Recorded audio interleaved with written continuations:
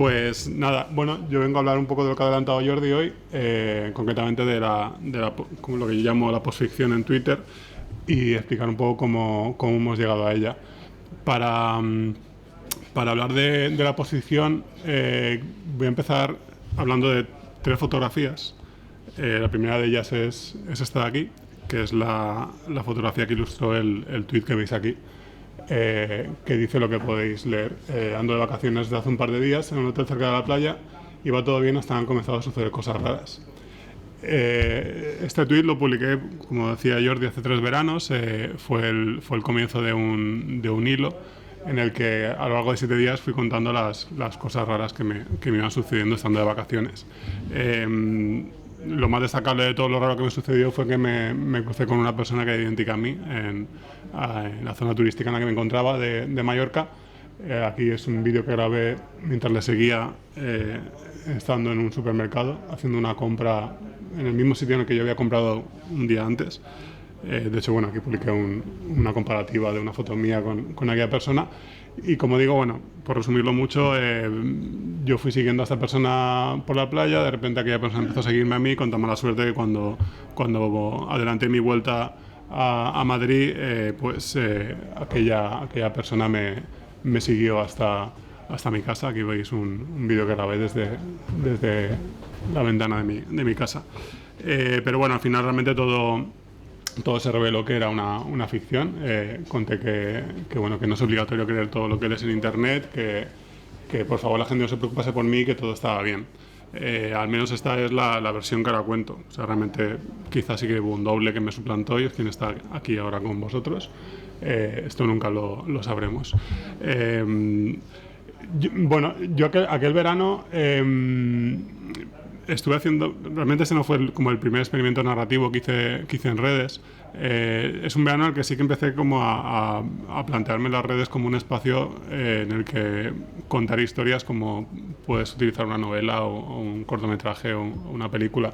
Me parece muy interesante porque las redes convivimos con ellas, las tenemos todos en nuestro bolsillo, en el teléfono móvil, y me parecía un canal muy directo con el que llegar a la gente. De hecho, ese mismo verano en Instagram estuve publicando ya lo que llamé Emoji Stories, que eran, bueno, pues básicamente aprovechando las stories de Instagram, fui haciendo breves historias. Aparte me impuse que fueran como historietas, pero en las que no tuviera que dibujar nada. Estaba muy aburrido de dibujar y dije, solo voy a coger emojis y retocar fotografías, y bueno, iba contando historias que bueno, pues ibas pasando con el dedo, ¿no? Como lees una story. No voy a poner ninguna, pero bueno, si queréis leerlas están todas fijadas ahí en mi perfil de Instagram, podéis verlas. Aquello la verdad es que funcionó guay, yo me lo pasé muy bien haciéndolo, pero poco después publiqué este tweet en Twitter. Que dice lo que veis aquí: idea para un thriller, estando de vacaciones te llega una alerta al móvil de tu báscula. No puedes saber la cara del ladrón, pero sí su peso. Esta es la típica chorrada que sueltas en Twitter un día cualquiera. Concretamente este tweet lo publiqué el 15 de agosto de 2017, acababa de empezar mis vacaciones, y lo publiqué por la mañana, pero sí que a lo largo del día me quedé pensando que sí que era una idea para un thriller. O sea, que realmente esto se podía desarrollar. Así que esa tarde me dediqué a tirar del hilo y a ver a dónde podía llegar con esta premisa.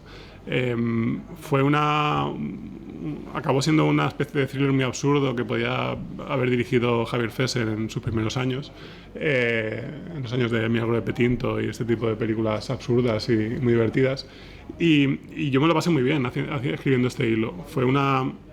Aparte tuvo, para la gente que me seguía por entonces, tuvo muy buena acogida, y de algún modo ya se me quedó instalada la idea de ostras, pues igual esto mismo, pero un poco más ambicioso.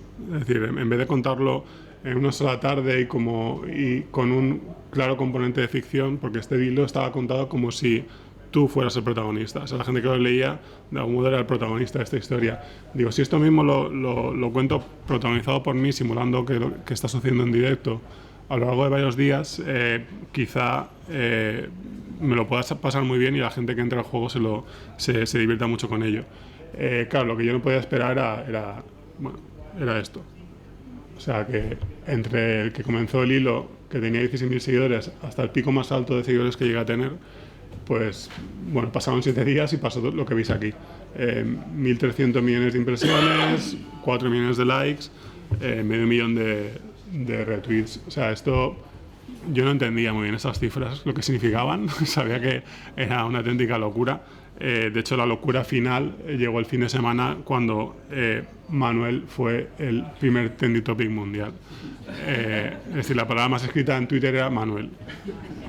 Esto era acojonante. Para ponerlo un poco en contexto y que entendáis lo loco que fue esto, aquel fin de semana se estrenaba el último capítulo de una temporada de una serie que quizá conozcáis, que es Juego de Tronos. Pues durante muchas horas Manuel estuvo por encima de Juego de Tronos. Era absolutamente delirante. De hecho, el canal que emite Juego de Tronos que emitía Juego de Tronos en España en aquel momento llegó a hacer memes, pues comentando un poco la jugada, ¿no? De la gente realmente está más pendiente de qué le está pasando a este señor en sus vacaciones que de esta producción multimillonaria. Evidentemente, se generó una conversación alucinante, o sea, estaba todo el mundo hablando de ello.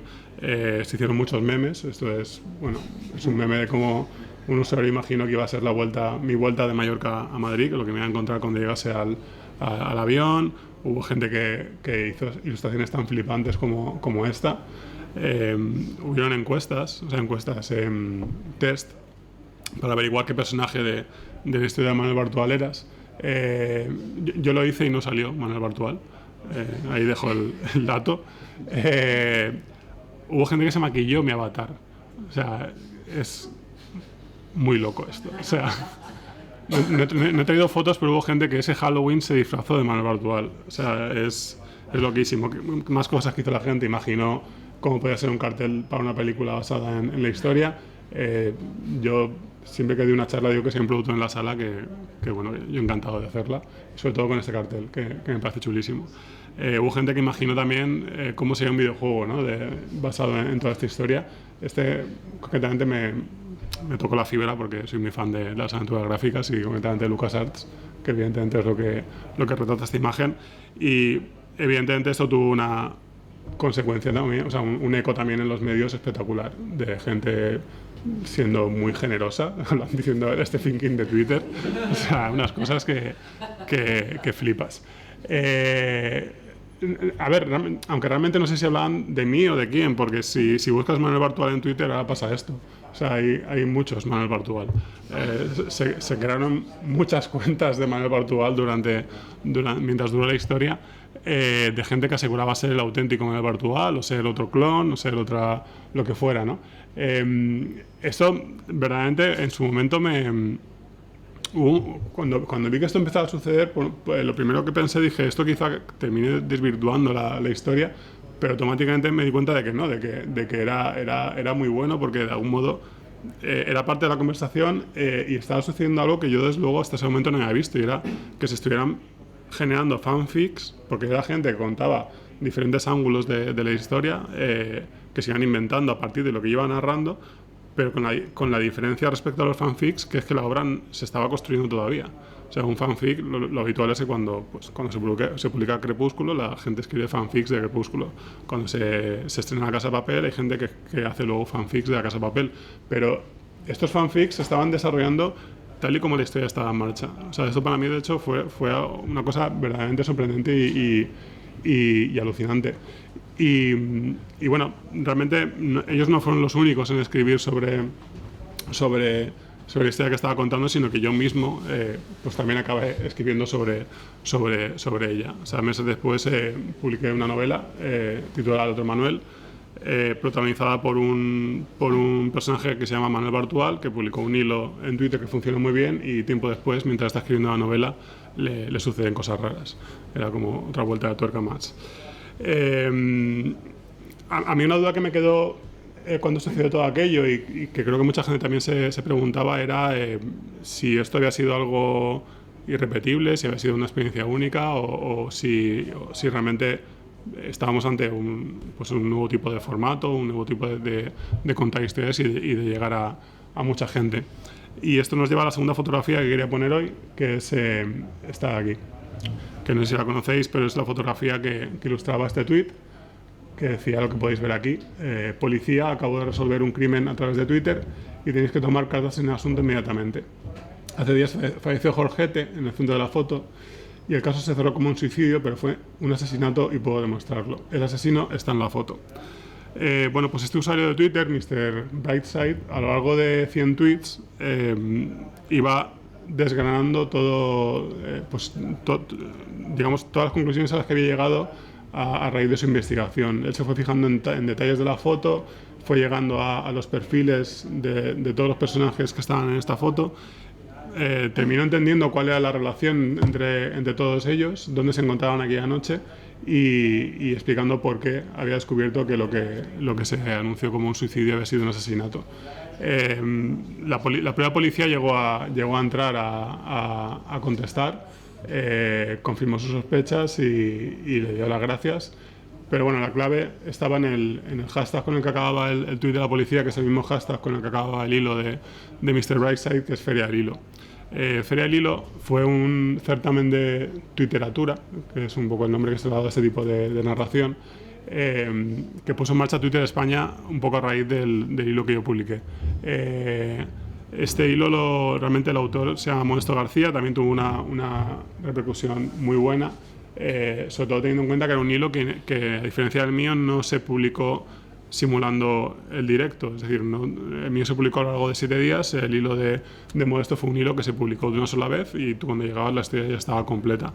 Es un hilo que también tuvo una repercusión brutal, o sea, tanto dentro como fuera de España, o sea, llegando incluso la BBC a hablar de la historia.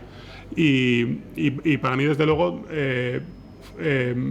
después de mi experiencia, fue el hilo que más me gustó, que creo que utilizó muy bien también las herramientas de Twitter y bueno, de hecho fue el ganador de aquella edición de Feria del Hilo. Y de algún modo llegamos a la tercera fotografía que quería poner hoy, que es esta que veis aquí, que es una fotografía que ilustraba un hilo publicado por Nela García, que es esta chica que veis aquí, que se define como hija de mi madre, programadora por el día, gamer por las noches, de Cake is a Lie, que es una referencia a Portal, un videojuego alucinante, que espero que conozcáis todos, y si no, ya tenéis algo que hacer esta tarde. Bueno, el hilo de Nela comenzaba con lo que veis aquí, con un tuit que decía: a ver, tengo que contar esto porque estoy flipando, el otro día me encontré este móvil por la calle, al principio pensé que era de la chica de la foto, pero acabo de descubrir que eso es imposible porque murió hace 8 años en Estados Unidos. Y es que esto no es lo más extraño de todo. Pues bueno, por resumirlo, Nela comenzaba explicando todo lo que había descubierto en torno a este teléfono móvil. Se daba cuenta de que las fotos que utilizaba esta chica no podían ser suyas porque buscándolas, haciendo una búsqueda inversa en Google, llegaba hasta un blog en el que veía estas mismas fotos publicadas hace 10 años por una chica que terminaba descubriendo que había muerto. Era un móvil muy raro porque no tenía agenda de contactos, pero sí que tenía, por ejemplo, un número de teléfono al que se había llamado muchas veces. Nela probaba a llamar a ese número a ver qué pasaba y pasaba lo que veis aquí. Prueba número 6. Consigue las 12 piezas y envíanos la clave. Nela, mirando los SMS, se daba cuenta de que también había muchos mensajes recibidos de este número de teléfono y analizándolos bien empezaba a sospechar que quizá eran algún tipo de coordenadas. De hecho, probaba a introducir una de estas coordenadas en Google Maps y veía que apuntaba al pirulí y se daba cuenta de que entre las fotos del Instagram de esta chica estaba la foto del pirulí. Entonces ella empezaba a sospechar que quizá las 12 piezas a las que aludía este extraño mensaje tenían que ver con las fotos que estaban publicadas en su Instagram, que quizá cada una representaba un número. Nela, sin darse cuenta, poco a poco se iba metiendo en un juego extraño en el que, ayudado por la gente a través de Twitter, cuando ella necesitaba ayuda lo solicitaba, cuando tenía dudas sobre qué clave podía ser, preguntaba a la gente. Pues acababa metida en un juego muy extraño en el que probablemente estaba envuelta la persona que fue propietaria de aquel teléfono. De tal manera que llegaba un punto en el que la madre de Nela era secuestrada y le pedían que si quería volver a verla con vida, pues que fuera un día a un a un descampado, se metiera en un maletero de un coche. Aquí vemos a Nela cómo lo está grabando con su móvil y de repente aparece un tipo con una máscara de mono y se la lleva. Se la lleva hasta un sitio y cuando Nela sale de allí se encuentra pues unas gigantes antenas. Hay una alarma sonando que aquí no la he puesto para no dejarlos sordos. Y bueno, a Nela básicamente le piden al final que si quería salir de allí y recuperar a su madre, que tenía que corregir un código que fallaba. Y realmente acaba descubriendo que la gente que estaba detrás de todo esto era una especie de organización anarquista llamada Red Monkey, que su objetivo, habían decidido que Internet ya no era aquello para lo que se concibió y habían decidido borrar Internet y empezar de nuevo. Nela no solo corregía este código para salir de allí, sino que aparte decidía sumarse a su causa, les parecía que tenían razón, y terminaba diciendo que esto no era una victoria de Red Monkey ni de ella, sino de todos, porque todos habían ayudado a Nela a llegar hasta allí. Y entonces sucedió pues lo que anunciaba, que el verano pasado pues se acabó borrando Internet, como podéis ver aquí.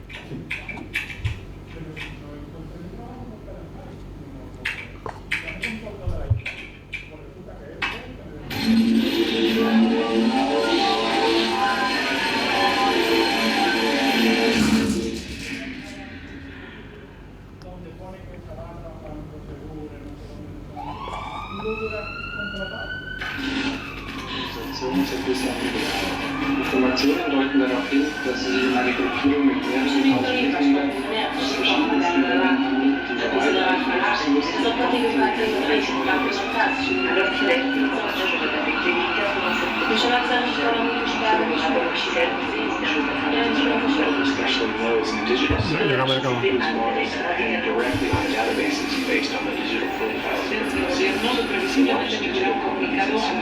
Ländern diese En el Congreso de los Diputados se encuentra nuestra compañera Vanessa Moreno. Vanessa, ¿cómo se está viviendo la situación en estos momentos desde ahí?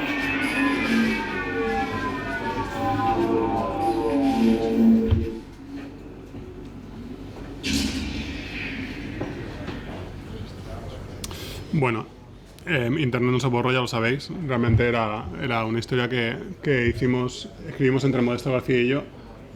Modesto, como digo, nos conocimos gracias a Feria del Hilo y esto es completamente cierto, no estoy mintiendo. De hecho tengo imágenes que lo demuestran. Aquí veis a Modesto llegando a la Feria del Libro. Aquí llego yo, le saludo. Es la primera vez que graban en vídeo como conozco a una persona. Fue muy, muy curioso esto. Como digo, Modesto ganó aquel año en Feria del Hilo y poco después comenzamos a pensar que quizá podíamos colaborar juntos en una historia. Y la historia fue Red Monkey. Y bueno, de hecho este es el esqueleto de Red Monkey. Para escribirlo utilizamos Trello, que no sé si lo conocéis, veo muchas cabezas asintiendo. Realmente Trello no está pensado para esto, como Twitter tampoco está pensado para la ficción, pero bueno, a Modesto y a mí nos sirvió mucho para organizarnos. Cada columna se correspondía con uno de los días del hilo, aunque verdaderamente solo publicamos tal y como estaba escrito el primer día. A partir de ahí, cada día íbamos reescribiendo en función de un poco de la conversación que se iba generando. Aquí, bueno, podéis ver, pues eso, íbamos añadiendo las fotos que iba cada tweet, habían códigos de etiqueta porque en algunos tweets se tenían que publicar a una hora concreta. Y bueno, Red Monkey tuvo también una repercusión en medios muy, muy buena y a nivel de cifras también fue bastante espectacular. Nosotros, la verdad es que cuando arrancamos Red Monkey no teníamos ni idea de qué iba a pasar. Es verdad que los dos hemos tenido una buena experiencia ya contando historias en Twitter, pero recuerdo que una noche antes de arrancar estábamos cenando diciendo, bueno, igual nos comemos los mocos. Pero no, la verdad es que funcionó muy bien. Red Monkey a nivel de cifras hizo como la mitad de lo que hizo mi primer hilo. El primer tweet fue el doble tuvo el doble de interacciones que el primer tweet de mi hilo, del doble.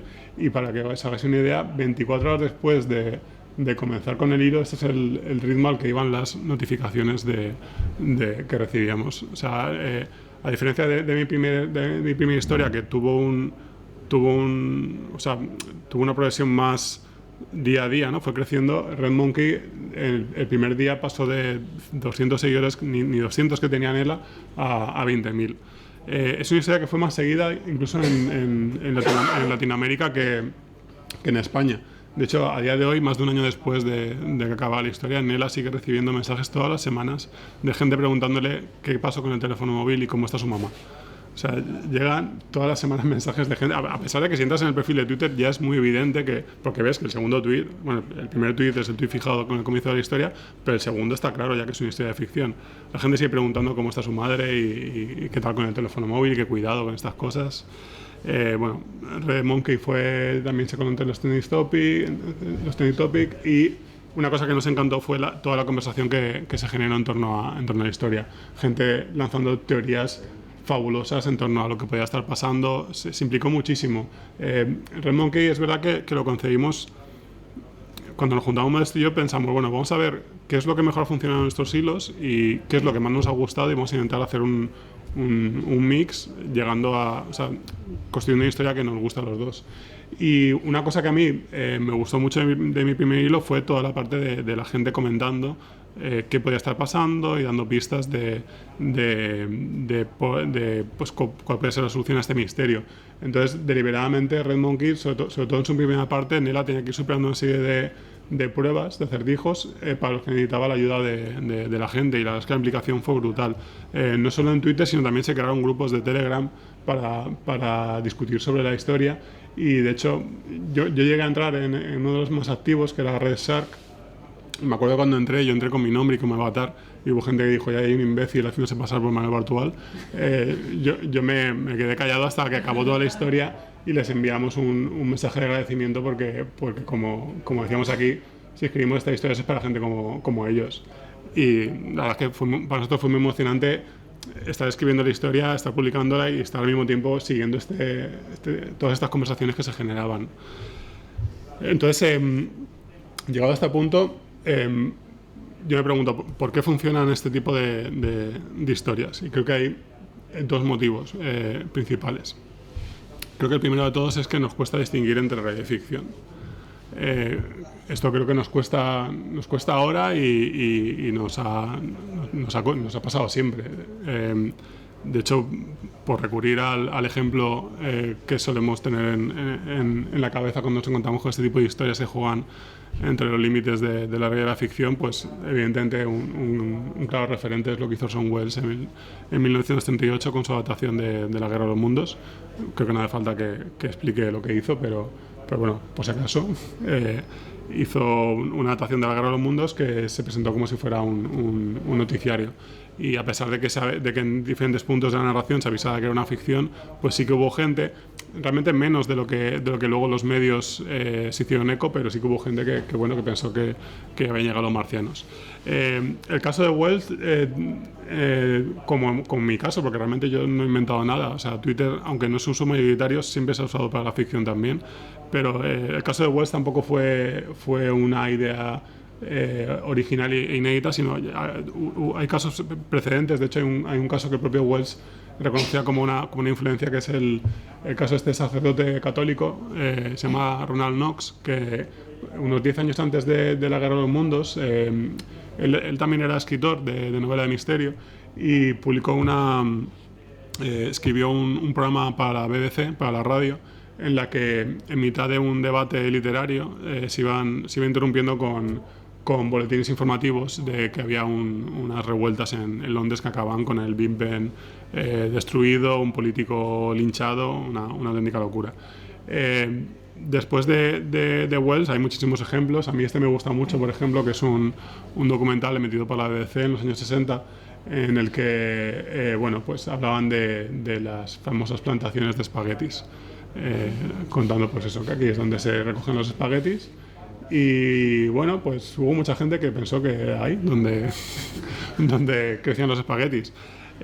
Siguiendo con la BBC, que es una gran fuente para este tipo de historias, no sé si conocéis Ghostwatch. A mí Ghostwatch me entusiasma loquísimamente. Para quien no lo conozca, es un falso reality que se emitió en la noche de Halloween de 1992, Y de nuevo es una historia que se anunció como ficción en las revistas de la época. Antes de que comenzara la emisión hay un anuncio que lo podéis ver en YouTube de lo que viene a continuación, es historia de ficción. Se emitía una franja horaria en la que siempre se emitía ficción, pero dio igual. Aquella noche la BBC recibió 30.000 llamadas de gente preguntando qué es lo que acababan de ver, porque era un reality en el que había un equipo en plató, había un equipo en una casa investigando lo que parecía ser, pues, bueno, un fantasma en esa casa. Y aquello acababa, pues, como os podéis imaginar, muy mal. Si no lo habéis visto, os recomiendo que lo busquéis porque está sensacional. Y bueno, La Bruja del Blair, evidentemente, una de mis películas favoritas y bueno, tampoco hace falta que no vayamos tan lejos.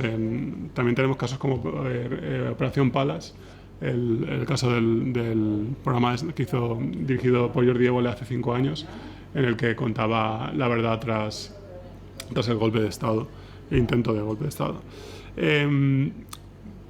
Pero curiosamente, aunque yo creo que siempre pensamos en el audiovisual cuando pensamos en este tipo de historias que se sitúan en los límites entre la realidad y la ficción, creo que realmente, si nos fijamos bien, esto sucede en muchos más sitios.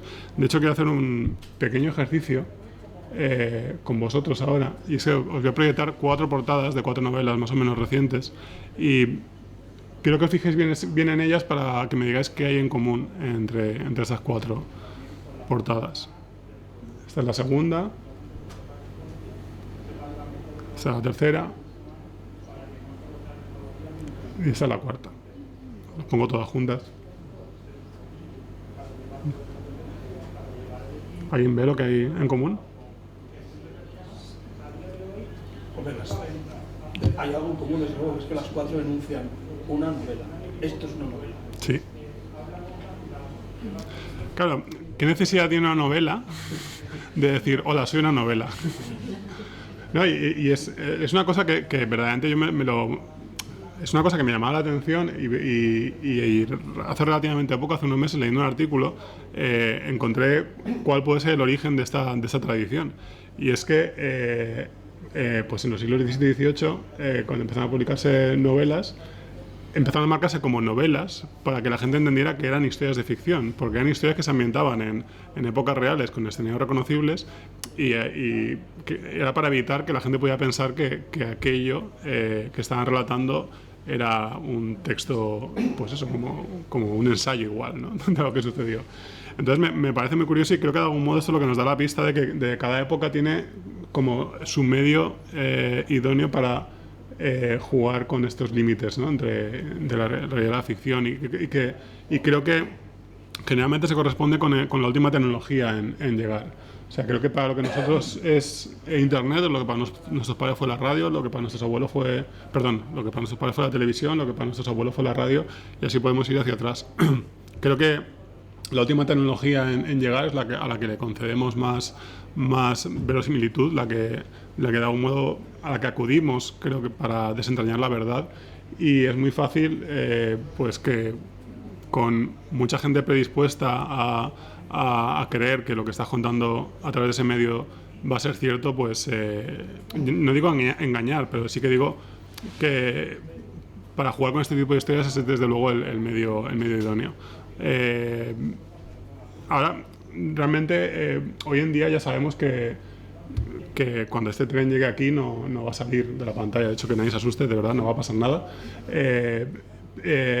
Y realmente creo que hay una cosa que siempre buscamos, y es que nos sorprendan, que vivir las historias que leemos y vemos de una manera que conecten mucho con nuestros sentimientos, sensaciones, pero es que ya de hecho ni siquiera, por hacer un equivalente, ni siquiera un accidente de tren como este nos impresiona, porque hemos visto ya 1000 películas de estas, sabemos perfectamente que son todos efectos especiales, nos pueden gustar más o menos, pero bueno, ya sabemos que esto pues es cine, y no nos emociona al nivel que nos puede emocionar pues cuando la gente vio aquel tren llegando, ¿no? Cuando lo proyectaban los Lumière. Entonces, ¿dónde vamos a buscar este tipo de sensaciones, este tipo de emociones? Pues yo creo que evidentemente hoy en día las vamos a buscar en Internet. O sea, la vamos a buscar pues cuando de repente nos encontramos con un vídeo en el que una pareja, mientras está en una playa, pues cae un rayo y por poco no le da a una de esas dos personas, o cuando de repente estos cazadores están aquí preparando una fotografía para fotografiarse junto con su presa y de repente les ataca otro león, o cuando de repente pasa esto, que bueno, este vídeo lo voy a dejar para que lo veáis.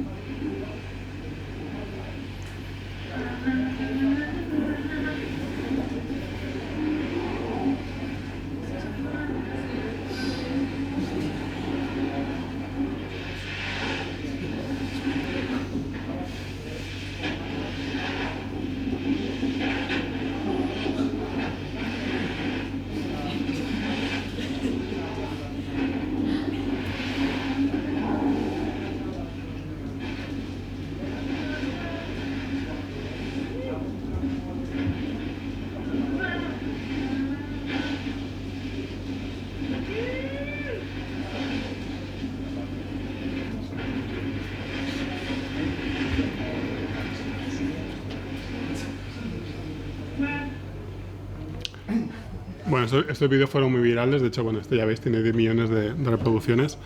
Fueron vídeos que fueron muy comentados en su momento, de hecho se hicieron análisis de la velocidad a la que iba el oso y a qué velocidad iba ella. Hubo muchísima gente haciéndose eco, hubo gente que también grabándose, reaccionando a cómo veían el vídeo, muchos famosos entraron también a comentarlos. Pero claro, ¿qué pasaba aquí? Que ninguno de estos vídeos que habéis visto era cierto. Realmente era toda una campaña de una agencia que básicamente lo que buscó demostrar pues era eso, ¿no? Lo fácil que era hoy en día engañar a la gente y colar un contenido de ficción como algo real. Realmente hicieron como 5 o 6 vídeos. Estos 3 que he puesto son de mis favoritos, concretamente el del oso me parece una obra maestra. Y de algún modo esto nos lleva al segundo motivo por el que creo que este tipo de historias funcionan muy bien, y es que queremos creer. O sea, queremos creer que esta chica, sin darse cuenta, ha escapado de una muerte segura. Queremos creer que alguien estando de vacaciones puede de repente encontrarse con un doble que le acaba persiguiendo, o queremos creer que una persona que encuentra una foto en Twitter de manera muy aleatoria de repente acaba descubriendo un crimen, simplemente fijándose en los detalles de esta foto. Queremos creer en esto porque son historias verdaderamente sorprendentes que nos sacan de nuestra rutina y como digo, nos emocionan y nos remueven. Cuando yo publiqué mi hilo del doble, se publicaron varios vídeos en YouTube. Este en concreto, de este youtuber que se llama Gaby, me gustó mucho porque hay un momento en el que decía esto que quiero que escuchéis. La cosa es que hemos llegado a un punto que estamos diciendo, eso está llegando demasiado lejos. Sí. Obviamente yo no me lo creo del todo. O sea, no del todo, porque si es real, pues bueno, no se me queda la cara de tonto, ¿sabes? No me lo quiero creer del todo, pero tampoco quiero pensar que es mentira. O sea, creo que esta frase es la que mejor resume cómo nos enfrentamos a este tipo de historias y cómo creo que es la manera más sana y saludable de enfrentarse a ellas. Creo que cuando te encuentras con este tipo de historias, lo primero que sueles pensar es esto sea cierto, esto o no. Hay un momento en el que ya descubres que evidentemente no lo es, pero ya decides jugar. O sea, tal y como está jugando el autor de la historia a contarte algo como si fuera cierto cuando no lo es, pues tú también, de algún modo, creo que el rol que tiene que tener el lector es este mismo, es el pacto de ficción, ¿no? que se hace, que es de, bueno, no me lo quiero creer del todo, pero tampoco quiero pensar que es mentira, porque si no se estropea la diversión. En Twitter se han contado muchas historias estos últimos años. Algunos de mis ejemplos favoritos, bueno, está el de Juanjo Ramírez Mascaró, que Juanjo es guionista, es colaborador del Mundo Today, de varios programas de televisión. Juanjo, no sé si lo conocéis, pero os recomiendo que entréis en su perfil porque lleva como 40 hilos publicados en los últimos meses. Son delirantes porque él va construyendo historias muy marcadas por la conspiranoia, en la que en teoría va descubriendo verdades ocultas por el gobierno, siempre con fotos de stock, siempre cada tuit es más loco que el anterior. Tuvo un hilo que funcionó muy bien, que fue el primero de hecho, que es este, pero a raíz de ahí, aparte Juanjo está haciendo algo que me parece muy interesante, y es que él de algún modo va a crear que todos estos hilos están conectados. Hay personajes que repiten, hay todo como poco a poco va construyendo una gran trama en la que unos hilos hacen referencia a otros y es súper divertido leer sus hilos. Hay un hilo que a mí me gustó muchísimo, que es este de Guillem Clua. Guillem es dramaturgo y no sé si lo conocéis, el hilo de Mili Saber, pero es un hilo maravilloso. Él precisamente estando de vacaciones yendo creo que a visitar una de sus obras que se representaban, no me acuerdo exactamente dónde, pero bueno, encontró esta lápida que le llamó la atención. Esto es real, o sea, una lápida en la que vio que habían el nombre de 2 soldados, aparte enterrados con un año de diferencia. Entonces, él a raíz de aquí empezó a imaginar cuál era la historia que estaba detrás del hecho de que hubieran 2 hombres enterrados. Y acaba contando una historia de amor entre 2 soldados de la Primera Guerra Mundial que es verdaderamente emocionante y es un gran ejemplo de cómo usar Twitter para... Porque bueno, la historia de Guillem tenía cierto misterio, pero realmente yo creo que el valor verdadero de Guillem, de esta historia, es lo que te llegaba a emocionar. O sea, hay gente que acababa llorando leyendo la historia. Es una historia muy bonita, está muy bien. Y esto parece que está preparado, pero hay otro ejemplo que me gusta mucho, lo digo que está preparado porque está aquí, Sara. No la conozco en persona. Hola, ¿qué tal? Pero la verdad es que me gusta mucho y de hecho, bueno, que me corrija si me equivoco, pero es una historia que comenzó en stories de Instagram, que luego fuisteis, realmente no sé muy bien, los dos, en un hilo de Twitter y que luego tuvo también su eco en YouTube. O sea, fue una historia que fue como viajando de una plataforma en otra. Y a mí, de hecho, me parece que lo hicisteis genial y me pareció un uso muy inteligente de cómo utilizar las plataformas que tenemos ahora mismo para contar historias. Así que nada, luego hablamos. Está aquí, luego podéis preguntarle a ellos, a los autores.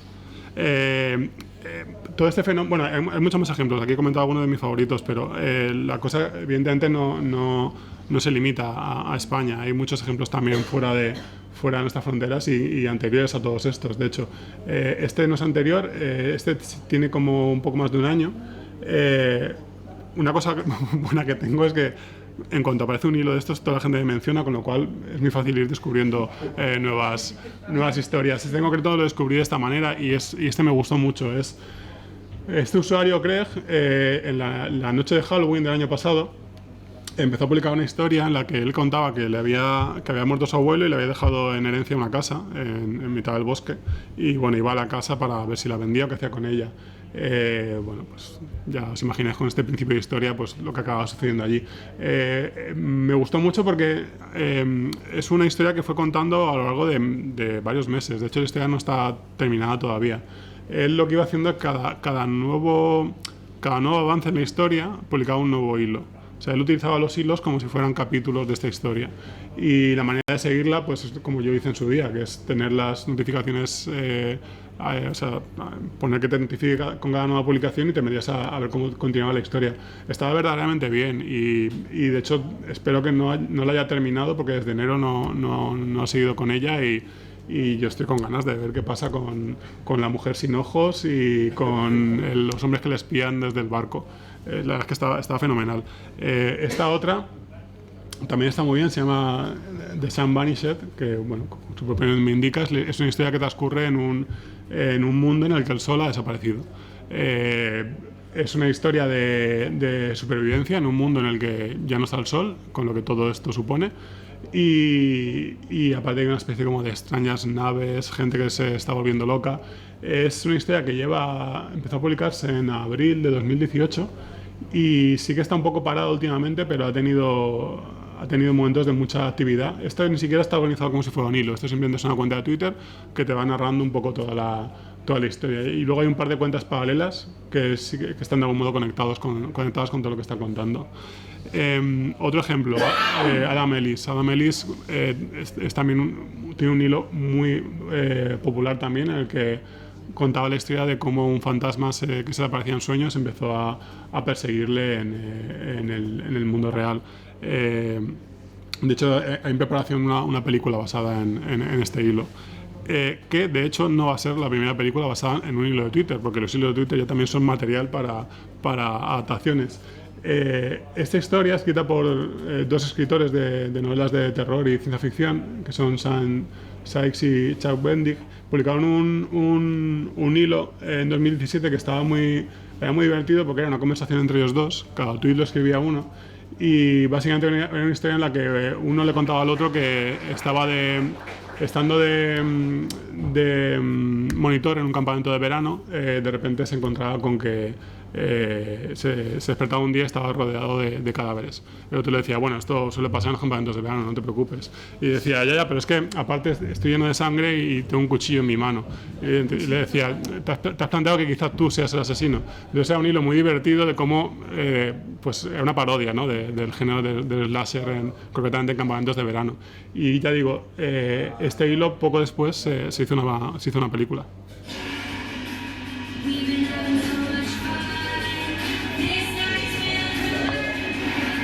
Everyone is dead. I mean, that sometimes happens. Especially the camp counselors. Like, is it an old camper back for blood? How do you know that? Are you sure you're not the killer? Aparte trasladaron muy bien la idea de la conversación a llamadas telefónicas entre los dos protagonistas. Claro, la diferencia aquí es que mientras que para hacer una película necesitas un equipo de mucha gente y muchas horas de trabajo, o para contar una supuesta invasión extraterrestre por radio necesitas un equipo como el que podemos ver aquí, o cuando escribes una novela necesitas una imprenta que te imprima la novela. Lo bueno de utilizar Twitter para contar una historia es que solo necesitas esto. O sea, con un teléfono móvil es suficiente. De hecho, también se produce una cosa muy interesante, es que creo que mientras... con esto no quiero decir que sea mejor ni peor, simplemente estoy hablando de las diferencias. Mientras que cuando haces una producción audiovisual, creo que sí que hay una diferencia muy clara entre dónde está el creador y la audiencia. O sea, digamos que el creador está en una posición y tú cuando vas a ver la película hay una distancia muy clara, ¿no? Entre la película está aquí, yo estoy aquí, cuando lees un libro, el libro está aquí, tú estás allí. Hay como hay una barrera, ¿no? Creo que la relación que se establece entre el creador y la audiencia de una historia o sea, cuando utilizas Twitter para contar este tipo de historias, creo que hay una relación más horizontal, más de tú a tú. El creador puede estar en el mismo escenario en el que se encuentra el consumidor. O sea, cuando yo conté mi historia aquel verano, había mucha gente que se encontraba también de vacaciones en las mismas situaciones en las que me encontraba yo. Había gente que está incluso en esa misma playa. Entonces es una relación muy de tú a tú, y en la que de hecho hay un componente que es muy interesante, y es que la herramienta que tú utilizas para contar la historia es la misma que está utilizando la persona que te lee. Entonces de repente yo creo que se genera una cercanía también y una proximidad entre el emisor y el receptor, que creo que de algún modo emparenta estas historias con la típica imagen de alguien contando una historia en un campamento de verano a la gente, ¿no? Esta cercanía, esta forma de meterte mucho en la historia que te están contando. Nosotros cuando hicimos Red Monkey, una cosa también que tuvimos muy, muy presente fue que íbamos a utilizar las herramientas que nos ofrecía Twitter, que bueno, son las básicas, es decir, el texto, la foto, el vídeo, pero una cosa que ya he adelantado un poco al comienzo, una cosa con la que decidimos jugar mucho, era con algo que nos parecía que nos da Twitter y no nos da el hacer una película o escribir una novela, que es la interacción.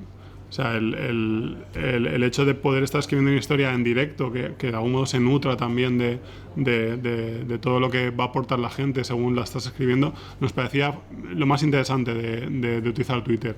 para contar una historia. Entonces, ¿qué hicimos? Hicimos encuestas. O sea, había momentos en los que Nela dudaba y Nela preguntaba cuál era el siguiente paso a dar. Nela se fue haciendo eco de las teorías que la gente iba desarrollando.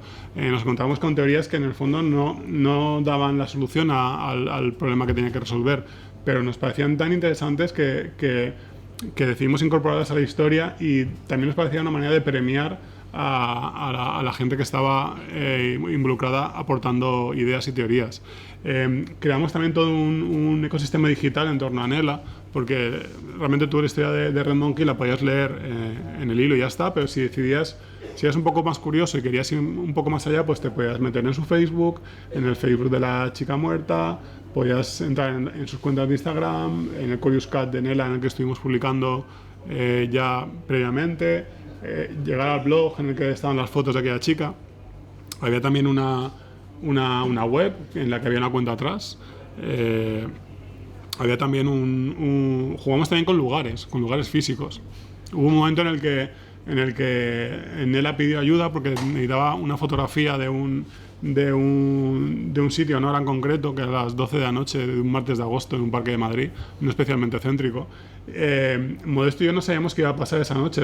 Ya teníamos preparada la foto y teníamos un amigo ya compinchado para publicar la foto si nadie iba. Bueno, pues fueron 60 personas aquella noche a hacer una foto en una farola. De hecho fue noticia en el diario.es. Nosotros estábamos desde casa siguiendo un directo en Instagram que estaba haciendo una de las personas que iba a ir allí, y alucinamos cuando llegó esa persona allí. Vimos la cantidad de gente que había en un parque cerca de mi casa. Estábamos por bajar con gorras y gafas ahí a mezclarnos con la gente. Jugamos también con números de teléfono. Había un número de teléfono en la historia al que Nela llamaba. Tú podías llamar a este número de teléfono y si no pillabas el servicio colgado, porque recibí muchas llamadas, escuchabas el mismo mensaje que escuchaba Nela cuando llamaba. Y jugamos mucho también con el pasado digital, que a mí es una cosa que me gusta mucho de construir personajes y contar historias en Twitter. Nosotros 2 meses antes de publicar la historia, un amigo de Modesto nos regaló una cuenta que tenía en desuso, porque nos interesaba tener una cuenta que la fecha de creación fuera antigua, pero lo que hicimos fue que borramos por completo todos los tweets, cambiamos el usuario y le dimos un sentido a que esto sucediera. O sea, la persona, Nela, realmente en su primer tweet dejaba claro que había decidido borrar todos los tweets anteriores y empezar de nuevo, que de algún modo enlazaba con cómo iba a acabar la historia, ¿no? Con el borrado masivo de Internet. Esto nos permitió también, Nela se pasó estos 2 meses publicando tweets como si fuera una persona normal. Nela fue a conciertos, que eran los conciertos a los que yo iba y lo grababa. Nela, si de repente pedíamos un postre en un restaurante, pues le hacíamos una foto y publicaba la foto del postre. Nela comentaba películas, Nela comentaba el hashtag del día, y de hecho incluso dejamos pequeñas pistas de cosas que iban a suceder luego en el hilo. Una semana antes de comenzar el hilo, Nela contaba que estando en la piscina de un amigo había perdido las llaves de casa y luego tenía que haber llamado a un cerrajero y tal.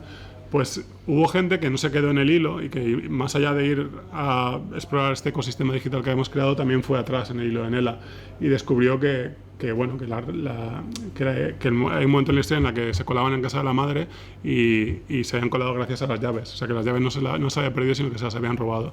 Esto a mí como creador me encantó, que hubo gente que llegó hasta esa pista, y entiendo que ellos como lectores también fue un premio, ¿no? Porque fue descubrir que había pistas ya diseminadas a lo largo de su pasado que de algún modo complementaban la historia.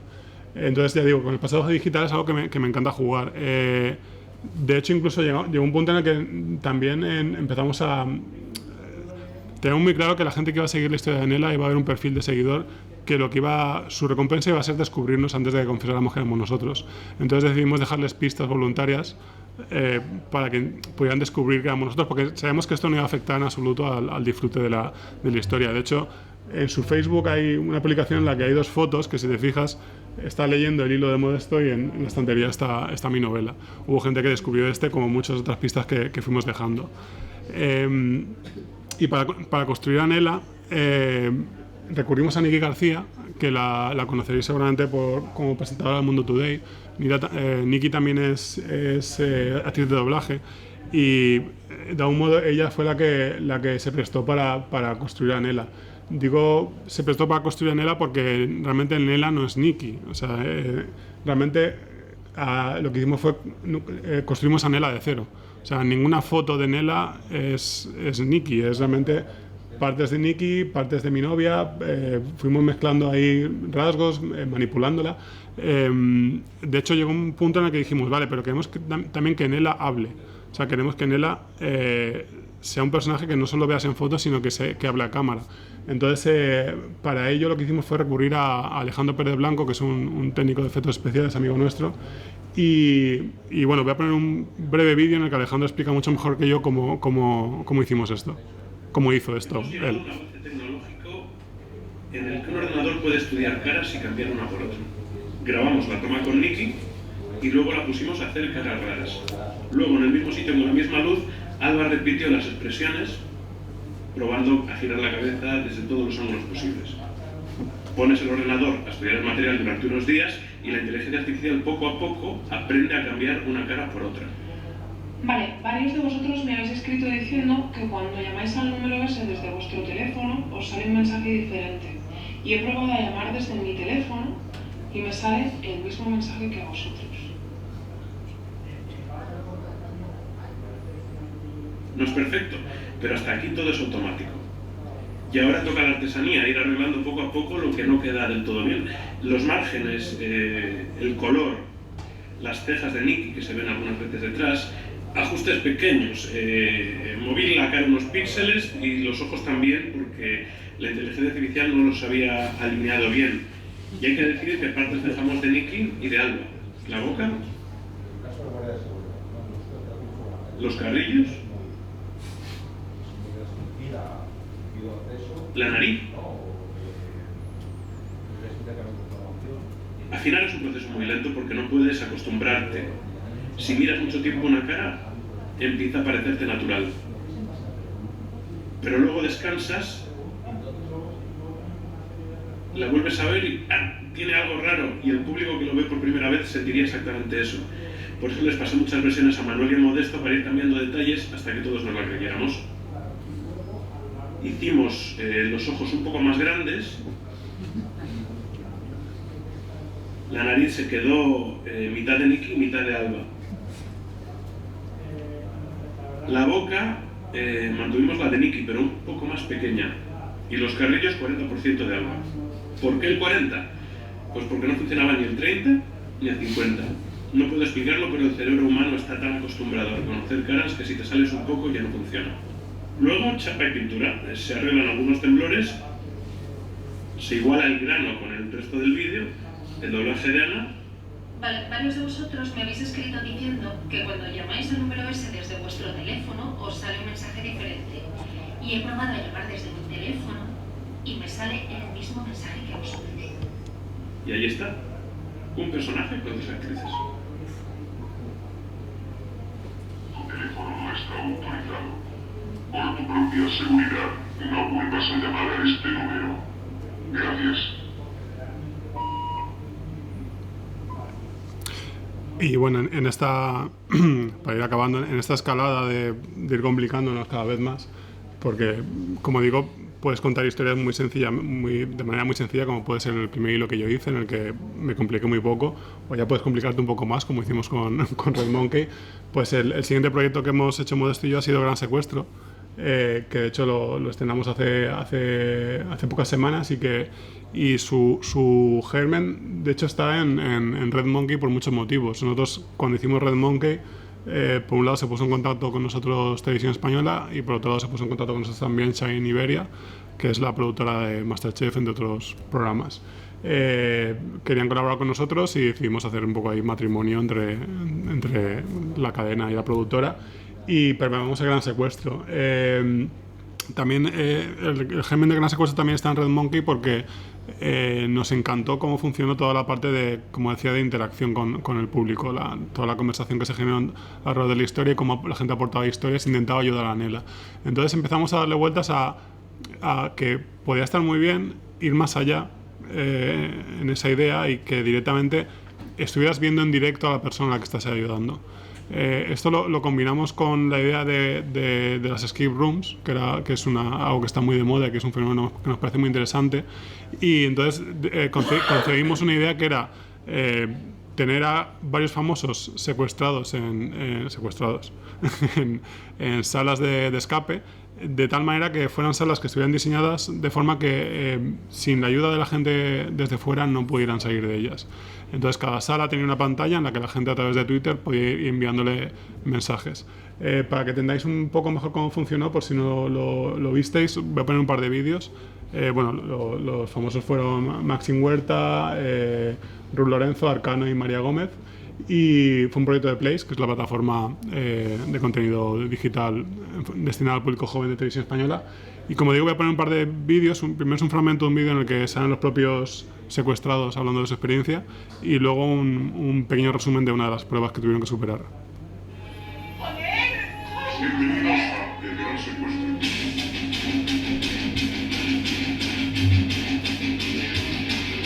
Yo me quedo con el juego, a mí me encanta jugar y jugar con el espectador, que esté entrando en el programa, que esté ayudándote o ocupándose de ti o implicado solo por divertirse, me parece que es un regalo. ¡Me quiero ir!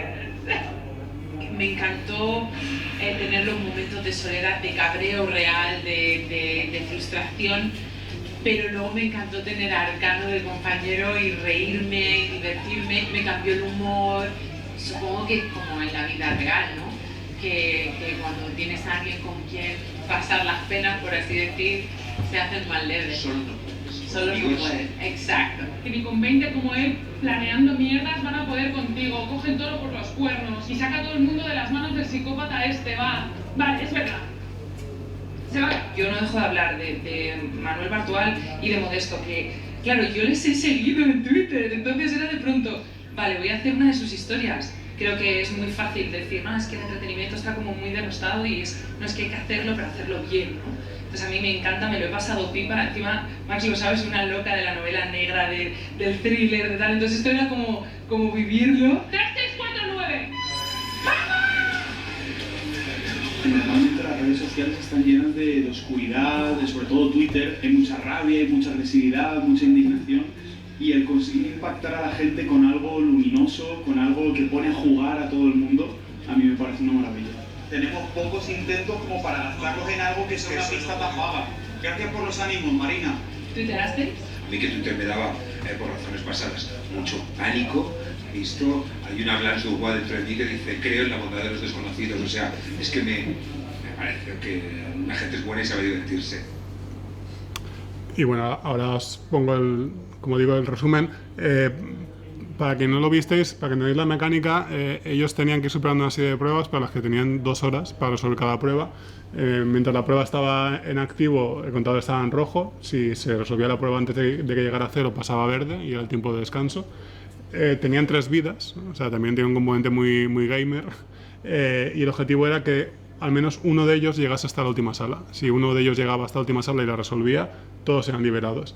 Entonces, bueno, paralelamente en Twitter fuimos publicando un poco un resumen de lo que iba sucediendo, y esto que voy a poner es el resumen de una de las pruebas, que comenzaba al término de la prueba anterior. Habían conseguido un número de teléfono al que iban a poder llamar a partir del comienzo de la siguiente prueba.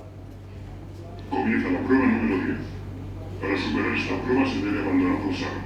Los secuestrados ahora son 3, pero solo una vida mantiene el juego en marcha. Vamos a llamar por teléfono. Primero. Vale. Hola, buenas noches. Procedo a informarle del estado en el que se encuentra el señor don Vicente Blanco. ¿Hay un código Morse oculto en la llamada? Lamento comunicarle que en estos momentos no sabemos si sobrevivirá. Punto. Esto es lo que hemos descifrado. Pero ¿cómo sabe? Rasca. ¿Algo por aquí que se rasque? Pero Rascad el panel que hay al lado de la tele. ¿Sale algo? Sí, está saliendo. hay unas flechas que apuntan De la camilla. hacia las esquinas. Vale, hay algo aquí. Tira. Vale. Carajos, es Un dibujo, un Hay código otra, BIDI. Tratad de combinar las láminas y ponerlas en el panel de la luz. Esperad, que falta una, ¿eh? Despacito. Ay. Vale. Prisa. Esto sí que parece, ¿no? Gana sábana. Sábana. La sábana de dentro de la nevera donde estaba María. Hay una sábana. No veo nada. Es imposible verlo desde aquí, hay que alejarse. Eso si le haces una foto y lo estrechas... Mide los 4 esqueletos. Vale, ¿cuánto? 3. 3. El esqueleto más los 3 vuestros. Vale, ¿y cómo sabemos nuestro orden? A ver... El 1. Vale, pues el número... Vale, apúntalo. me está apuntado. Acá, 1, el esqueleto, el 3, más. Parece que te da el 1 también. Por orden de llegada sería esqueleto primero. 4, sí. 4. 3, 1. ¿Nos habremos medido bien? 4, 1. Hay un botón. Le doy. ¡Vamos! ¡Vamos! ¡Ven aquí, que nos vamos! ¡Vamos! ¡Vamos! Oye, ahora. ¡No!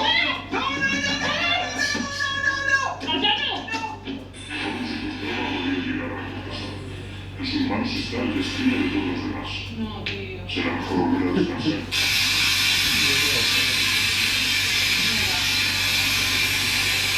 Mierda.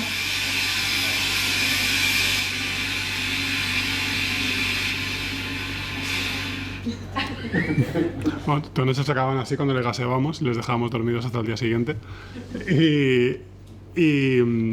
La verdad es que con el gran secuestro para nosotros ha sido una experiencia flipante porque venir de donde venimos y a contar con un presupuesto loco y un equipo de gente trabajando con nosotros para hacer realidad esto, pues os podéis imaginar. Y también ha sido una experiencia alucinante cómo ha funcionado de bien toda la interacción con la gente. O sea, ya contábamos con que la gente se iba a volcar a ayudar a los secuestrados, pero todo el diálogo que se estableció entre la gente de fuera y de dentro fue alucinante.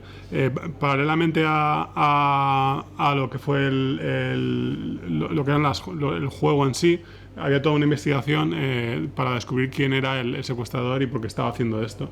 De hecho, grabamos falsos noticiarios que el propio secuestrador iba grabando de la televisión como si se hubiesen emitido en tele, pero esto no se emitió en ningún momento, para dar esta sensación de que había una investigación en curso, ¿no? El hecho también de tener la televisión española detrás, pues ellos también jugaron, ¿no? a esto, prestándose a generar estas fake news, porque no tenemos que olvidar de que de algún modo esto también es una fake news, pero hay una diferencia muy clara, y de ahí un poco el por qué yo llamo posficción a esto. O sea, creo que posficción y posverdad utilizan las mismas herramientas, utilizan los mismos canales.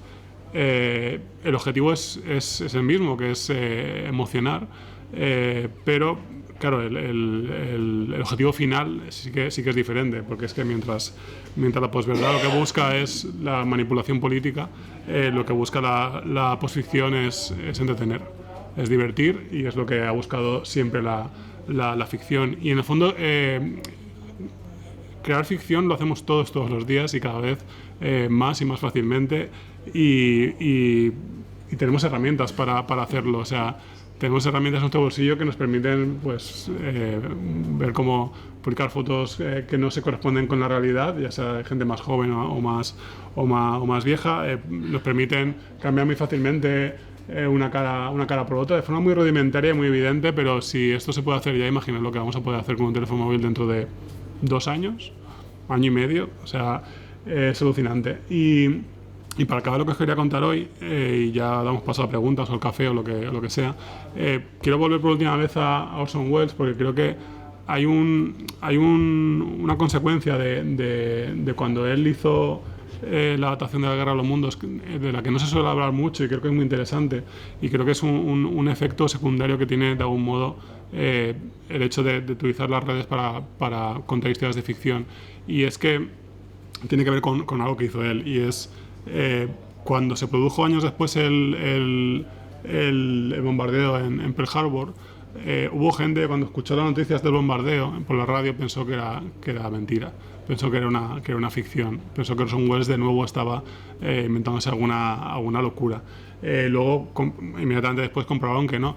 Pero a mí me parece muy interesante que el hecho de haber contado una historia de una falsa invasión extraterrestre sirviera para que la gente desarrollara un espíritu crítico y ya estuvieran más alertas respecto a la información que reciben. O sea, y creo que esto es así. Creo que aunque no sea algo que los que utilizamos Twitter para contar historias busquemos, porque creo que nuestro objetivo es entretener a la gente y pasárnoslo bien contando historias, creo que también es un efecto secundario muy interesante, que la gente a partir de ese momento ya entienda que todo lo que se encuentra en Internet no tiene por qué ser cierto y estés un poco más alerta a lo que vas a encontrar, porque citando al presidente Donald Trump, os aseguro que el futuro es sumamente terrorífico y ya habéis visto todo lo que se puede hacer hoy en día ya para confundir.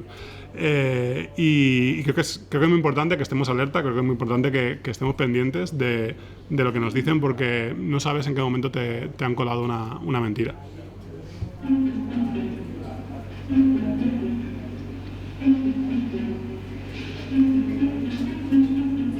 My fellow Americans, this is not President Trump. This is Charlie Warzel from BuzzFeed News. And the future, I can assure you, is extremely terrifying.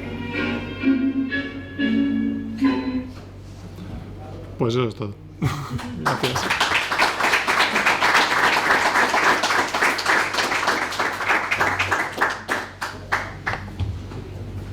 Pues abrimos un turno de preguntas, si queréis, o de debate o de charla con Manuel. Me siento aquí y así os voy dando la palabra cuando sea oportuno.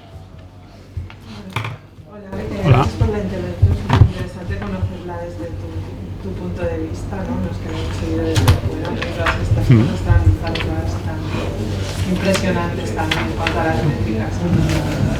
Bueno, tenía dos preguntas. La primera es si en este contexto de economía de la atención, ¿no? En la que todos estamos sobreimpactados, tú has conseguido pues, generar muchísimo impacto, ¿no? Por lo tanto, eres pues, un referente, alguien que sabe captar la atención de las personas en estos, digamos, utilizando estos nuevos formatos. ¿Qué consejos principales podrías dar a personas que crean contenidos para esta plataforma? Pues, a ver, yo creo que no hay una fórmula secreta para... Realmente puedes llegar a captar la atención de muchas maneras. En mi caso concreto es verdad que la ambigüedad es una cosa con la que he jugado en todas esas historias y nos ha funcionado muy bien. El hecho de presentar una historia como si fuera cierta, aunque en un canal en el que habitualmente lo que te encuentras es información teóricamente pues eso, cierta, y presentas una historia de ficción con ese empaque, ¿no? El hecho creo que es una manera en la que para el que rápidamente entiende que es una historia de ficción es muy atractivo, porque estás planteando un juego. Es decir, sabemos que esto no es cierto, pero vamos a jugar todos a que sí que lo es, porque va a ser más divertido así, ¿no? Eso creo que es importante. Creo que el misterio es una buena carta, aunque como he puesto algún ejemplo de historias que realmente no hay un misterio. O sea, la historia de Guillem, el componente principal era más bien una historia de amor entre dos personas, ¿no? Hay historias también humorísticas que funcionan muy bien en Twitter, aunque el misterio es verdad que bueno, es algo que está ahí y que de algún modo el hecho ya de plantear una historia en la que hay una incógnita que resolver es algo que a la gente ya le engancha, ¿no? Porque quiere saber qué hay detrás de esto que están contando. Creo que es importante también entender muy bien la herramienta que estás utilizando. Yo a veces veo hilos en Twitter que son microrelatos, o sea, que a veces de hecho muy poco disimulados. Quiero decir, incluso que se nota que son cosas que ya tenían escritas y las han volcado tal cual en un hilo. A veces ni siquiera preocupándose de dónde acaba una frase y empieza o sea, igual si la frase es si el perro se subió al árbol, pues un tuit acaba con el perro y continúa el siguiente, se subió al árbol. Y es como... Esto creo que no es utilizar Twitter como una herramienta para... O sea, creo que no es utilizarlo bien con todo el potencial que tiene para contar historias. Creo que Twitter no es un libro, Twitter no es una película, tiene sus características y creo que es interesante, tal y como cuando haces una película tienes que entender lo que es una película y cuáles son sus herramientas, pues entender las herramientas que te ofrece Twitter o otra plataforma.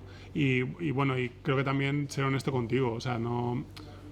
Creo que es importante que cuentes una historia que a ti te emocione y que sientas O sea, que no hagas tanto, voy a hacer esta historia porque veo que este tipo de historias están funcionando, sino voy a contar algo que a mí me motive y me emocione porque verdaderamente no sabes qué va a pasar. Y yo creo que si haces una historia pensando en voy a hacerla de esta manera porque es lo que creo que va a funcionar y no funciona, pues va a ser un desastre, porque igual no funciona y te quedas amargado. Pero si haces una historia que a ti ya te gusta, bueno, pues si no consigues la repercusión que tenías, has hecho algo en lo que tú creías, y creo que es más fácil al final que la gente conecte con un material que sientan honesto y que sientan que estás creando verdaderamente porque es algo que a ti te motiva, que algo que se note que estás intentando replicar algo que ya se está haciendo. Vale, gracias. Y una Claro. Sí, claro. Después de todo este éxito, ¿nos has enseñado algún ejemplo? Por ejemplo, esta colaboración con televisión para fomentar la participación. Me parecería interesante también conocer si hay algún otro ejemplo de aplicabilidad de esto que permita financiarse también. Sí, pues mira, por ejemplo, en Red Monkey, el hilo que hice con Modesto, el de Nela, contamos con financiación de Samsung, porque cuando empezamos a imaginar la historia y vimos que iba a ser una historia que iba a girar en torno a un teléfono móvil, nos pareció que orgánicamente podía entrar muy bien una marca como ellos a patrocinar. Entonces nosotros nos reunimos con Samsung, que ya les conocíamos porque fueron patrocinadores de Feria del Hilo, que es el concurso en el que participó Modesto y donde nos conocimos, y le contamos, mira, vamos a hacer este hilo en el que continuamente va a estar viéndose un teléfono móvil porque va de esto la historia. Entonces le dijimos, no vamos a mencionar a Samsung en ningún momento, pero el teléfono va a estar ahí. Si nos apoyáis económicamente, nos vais a permitir poder pagar a las actrices, poder pagar a Alejandro que haga los efectos, poder pagar nuestro trabajo también de 2 meses que vamos a estar dedicados exclusivamente a ello. Y Samsung lo entendió perfectamente. De hecho, les contamos de qué iba la historia, pero no quisieron ver ni un tuit. O sea, se fiaban de nosotros y querían leer la historia como lectores, como lo iba a experimentar la gente. Y creo que eso también es importante, ¿no? Encontrar socios que entiendan el tipo de historia que entiendan las posibilidades que tiene asociarse a un producto cultural. Porque realmente Red Monkey no era una campaña, no acababa con la edición de gracias a mi nuevo S9 he conseguido salvar el mundo. O sea, Samsung estaba allí como hay un Aston Martin en las películas de James Bond, que no es un Aston Martin porque sí, porque Aston Martin pone pasta. Claro, product placement total. Entonces, para ellos fue muy bueno porque la gente, no hizo falta que mencionáramos Samsung para que entendiera que Samsung de algún modo estaba vinculado a esto, y el hecho de que no fuera una campaña, sino que realmente fuera una historia, creo que a ellos les vino muy bien, porque entendieron la jugada, entendieron que ellos simplemente habían estado apoyando. De hecho, los créditos finales, se acaba con los créditos, nosotros, Samsung no pidió ni siquiera que los pusiéramos, pero a nosotros nos pareció que tenían que estar allí y hay un crédito con la colaboración de Samsung. Entonces yo creo que hay maneras de encontrar financiación. Pero creo que lo interesante es encontrar un socio que entienda bien, ¿sabes? Que no diga, vale, pero no, esto vamos a convertirlo en una campaña. Es que creo que ese es el error.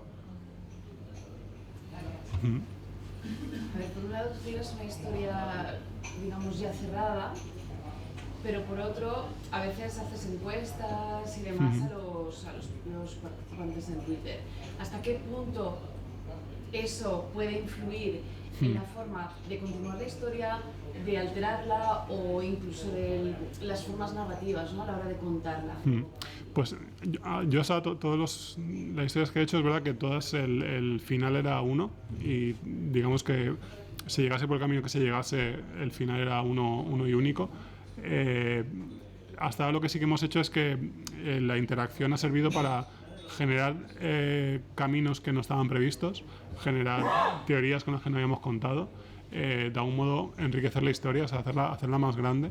Hay una cosa, por ejemplo, que me gustó mucho, que en Red Monkey jugamos en el Gran Secuestro, jugamos con que el secuestrador era Alejandro Pérez Blanco, era nuestro amigo el técnico de efectos especiales, que también tiene una pequeña carrera también como actor y se prestó también a ello y a que jugáramos con su nombre y su background para construir el personaje.